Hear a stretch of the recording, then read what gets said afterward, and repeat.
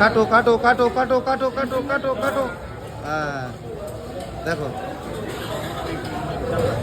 এটা ভালো হবে তো? হ্যাঁ সব সুপার, একই কোয়ালিটির মাল, সব একই কোয়ালিটির মাল, একটু ছোট বড় তাই তো? ছোট আর ওগুলো বড়, ওই দুটো বড় দুটো ছোট, সব একই কোয়ালিটি। এটার ওজন কত ছিল এটা? 1 কিলো 200। 1 কিলো 200 বন্ধুরা দেখো, 1 কিলো 200 ওজনের ইলিশ মাছ কাটছে বাবুদা, ইলিশের স্পেশালিস্ট। তোমার দোকানে এত লাইট না, ক্যামেরা ধরলে ঝিঝি ঝিঝি ঝিঝি করে। লাইট না হলে তো বিক্রি হবে না। লাইট না হলে মাছ ভালো লাগবে না দেখতে অন্ধকারে, নাকি? অন্ধকারে মাছও ভালো লাগবে না। দেখো বলছে বিক্রিও হবে না। তো যে এটাও দাগা পেটি ভাগ করে পিস করছে, দেখেন দারুণ সুন্দর।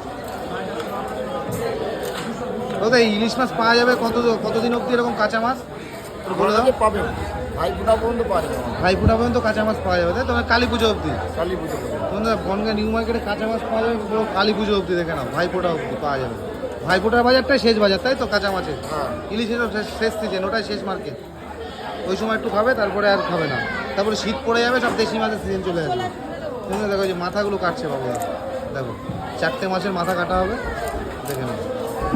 আহা এ কি জিনিস, পুরো টাটকা টাটকা জ্যান্ত মাছ তো, হ্যাঁ পুরো জ্যান্ত। দেখো জ্যান্ত মাছ কাটা হচ্ছে, মাথাগুলো কি টক টক টক টক টক টক করছে। ইলিশ মাছের মাথা দিয়ে কী দিয়ে খেতে হবে? কচু শাক? কচু শাক, আবার কচু শাক, পুঁই শাক, কচু শাক, পুঁই শাক। কচু শাক দিয়ে বেশি ভালো লাগে, তো এদিক দিয়ে মাছগুলো সাজাবে। তো এরকম মাছ খেতে গেলে আসতে হবে বাবুদার দোকানে, বনগাঁ নিউ মার্কেট। দেখে নাও।